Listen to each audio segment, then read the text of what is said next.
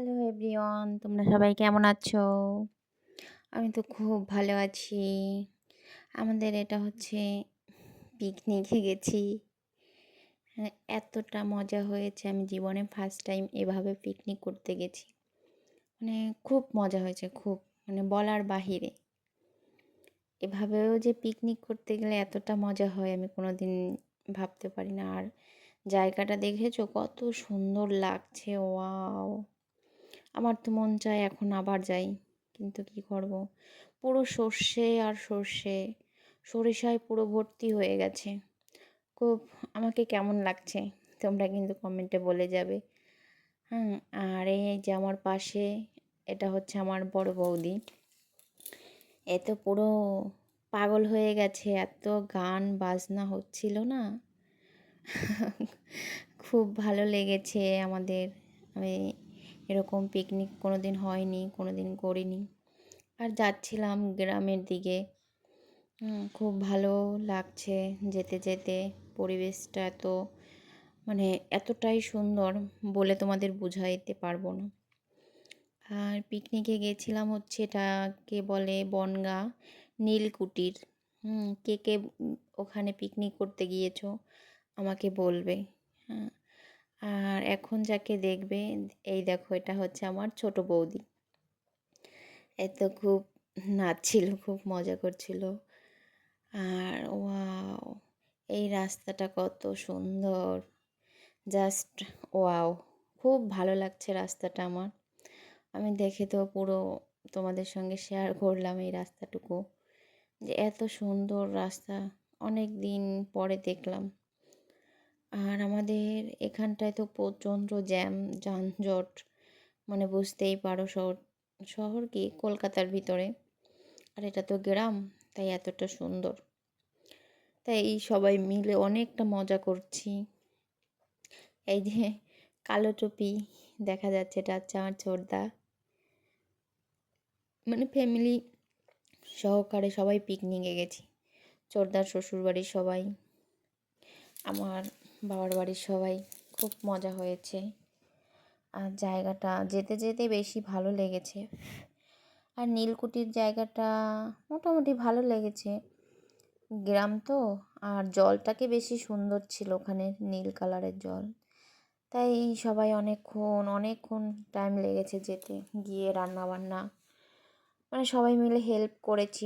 যে রান্নার করার লোকটা গিয়েছিল, দাদাটা, ওনাকে সবাই আমরা হেল্প করেছি। তাই তাড়াহুড়ো করে রান্নাটা করে ফেলতে পেরেছে। আমি একটা ভিডিওতে এত লং টাইম ভিডিওটা দিতে পারিনি, কারণ অনেকটা লং হয়ে যাবে, তাই 2 পার্টে ভাগ করে আমি ভিডিওটা দিয়েছি।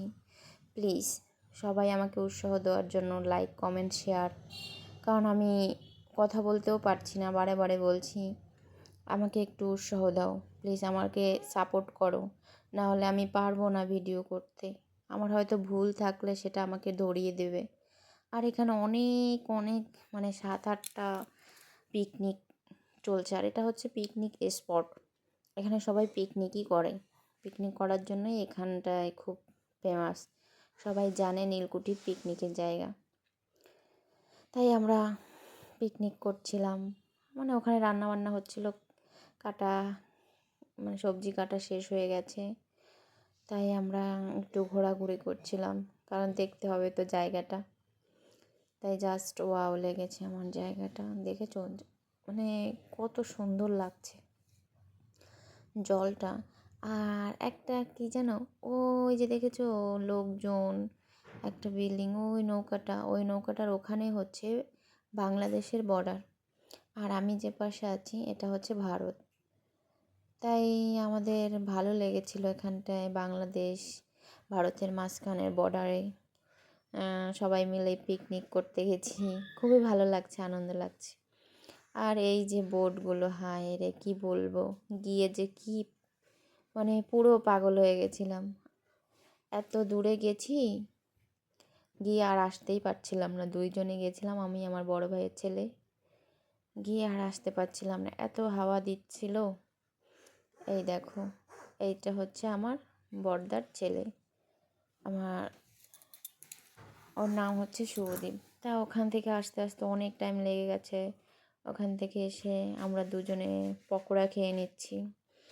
দেখছি অনেক কিছু রান্না হয়ে গেছে, ডাল রান্না করেছে, ভেজ ডাল, আলু চিপস, তারপরে হয়েছে অনেক কিছু। তারপরে সবাই মিলে একটু নাচানাচি করছে, সেইগুলো দেখলাম। আমি অবশ্য অতটা নাচতে পারি না, তাই নাচিনি। তাই আমি শুধু একটু দেখেছি আর তোমাদের জন্য ভিডিও করে রেখেছি। তাই এই নাচ দেখতে আমার খুব ভালো লাগছিল, হাসাহাসি করছিলাম ওনাদেরকে নিয়ে। আরও অনেক লোকজন ছিল, অনেক সবাই নাচানাচি করছিল এপাশে ওপাশে চিটিয়ে চাটিয়ে।